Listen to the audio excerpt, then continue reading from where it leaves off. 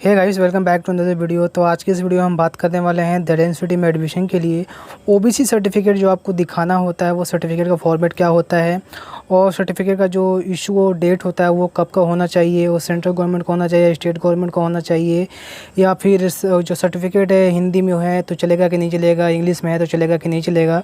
इन तमाम चीज़ों को आज की इस वीडियो में डिस्कस करने वाला हूँ। काफ़ी आप सबकी क्वेरीज़ थी जो मेरे पिछले वीडियोस थी उसमें ओबीसी सर्टिफिकेट को लेकर के। तो आई होप आज की ये वीडियो देखने के बाद में आप सबका जो भी क्वेरी है, डाउट है, वो सब क्लियर हो जाएगा। उससे पहले अगर आप चैनल पर नए हैं तो चैनल को सब्सक्राइब करके बेल आइकन को प्रेस कर दीजिएगा ताकि फ्यूचर में आपको इस तरह के एजुकेशनल, इंफॉर्मेटिव और एकेडमिक से रिलेटेड वीडियोज आपको मिलते रहते। तो चलिए आज की इस वीडियो को शुरू करते हैं। ऑफिशियल साइट से मैंने यूजी का बुलेटिन डाउनलोड कर रखा है 2023 वाला।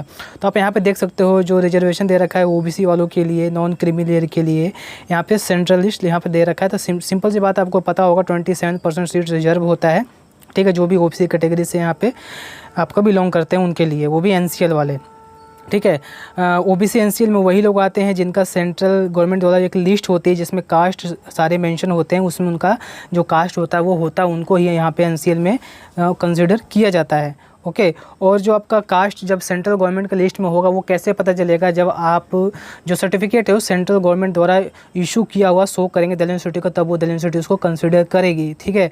सिंपल सी बात है कि आपको जब भी अप्लाई करना है तो जहाँ से भी आप अप्लाई करोगे, जन सेवा केंद्र से, जनरली यूपी में जन सेवा केंद्र से अप्लाई करा जाता है।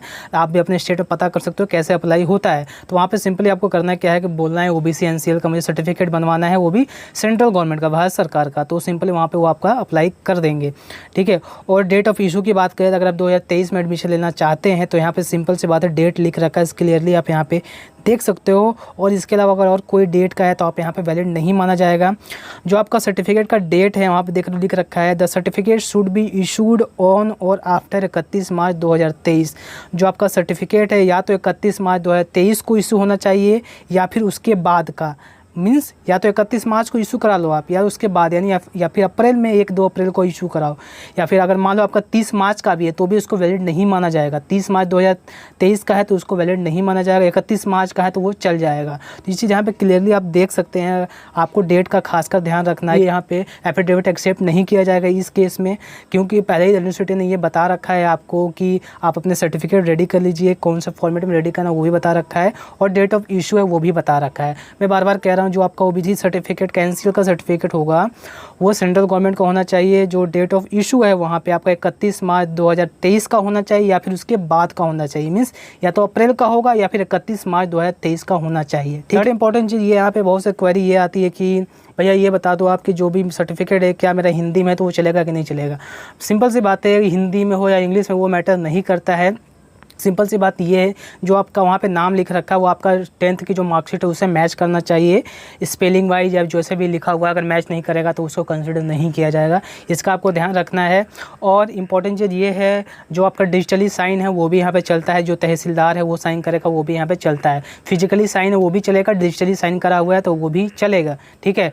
एक मेजर डाउट ये भी है कि ओबीसी एनसीएल के साथ हमें क्या इनकम सर्टिफिकेट भी दिखाना होगा।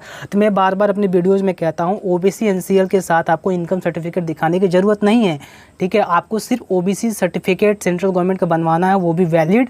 अगर आपने वो बनवा लेते हो तो आपको कोई भी सर्टिफिकेट इसके अलावा दिखाने की ज़रूरत नहीं पड़ेगी। आप ओबीसी एनसीएल का जो कोटा है उसको अवेल कर सकते हो। तो ये सेंट्रल गवर्नमेंट के द्वारा इशू करा गया है। यहाँ पे आप देख सकते हो उत्तर प्रदेश शासन लिख रखा है। ये चीज़ इंपॉर्टेंट है, ऐसा नहीं है कि अगर आप सेंट्रल गवर्नमेंट का अप्लाई करोगे तो आपके स्टेट का नाम मेंशन नहीं होगा, डेफिनेटली आपके स्टेट का नाम भी मेंशन होगा। यहाँ पे जो इंग्लिश 2 लाइनें लिख रखी है लास्ट में, यहाँ पे देख सकते हो under the government of India, ये यहाँ पे इंपॉर्टेंट है। Under the government of India का मतलब ये सेंट्रल गवर्नमेंट का है, ठीक है। यहाँ पे डेट ऑफ इशू लिख रखा है, देख सकते हो 15/2021 का इशू करा गया है। तो वो डिजिटली साइन करा हुआ है आपका तहसीलदार द्वारा, तो वो भी यहाँ पे वैलिड होता है। और जन सेवा केंद्र यहाँ पे यूपी में इशू करता है, वही अप्लाई करता है ऑनलाइन, तो आप यहाँ से सारी चीज़ें देख सकते हो। जैसे आपका सर्टिफिकेट होता है ओबीसी एनसीएल का यूपी में, आप अपने स्टेट का भी देख सकते हो। इसी तरह से फॉर्मेट होगा, जो यहाँ पे डिटेल होता है बेसिकली आपका नाम होगा, आपके फादर का नाम हो सकता है, आपका जो कास्ट है वो होगा, बट यही सारी चीज़ें होती हैं। यहाँ पे मेन ये देखा जाता है आपका नाम सही होना चाहिए, सेंट्रल गवर्नमेंट का होना चाहिए, डेट ऑफ इशू देखा जाएगा, और जो आपका साइन करा गया अथॉरिटी का वो देखा जाता है। ये सारी चीज़ें देखी जाती है मेनली, ठीक है। बहुत से कैंडिडेट ये कहते हैं कि जो बुलेटिन में फॉर्मेट दे रखा है एग्जैक्ट वैसा ही होना चाहिए, ऐसा नहीं है। वहाँ पे जो पॉइंट दे रखा है आपके सर्टिफिकेट में वो सारे पॉइंट मेंशन होने चाहिए, बस इतना ध्यान रखना है आपको। हिंदी में इंग्लिश में उससे मैटर नहीं करता। आई होप आपको सारे पॉइंट क्लियर हो गए होंगे, ठीक है। तो आज की इस वीडियो को यहीं पे ख़त्म कर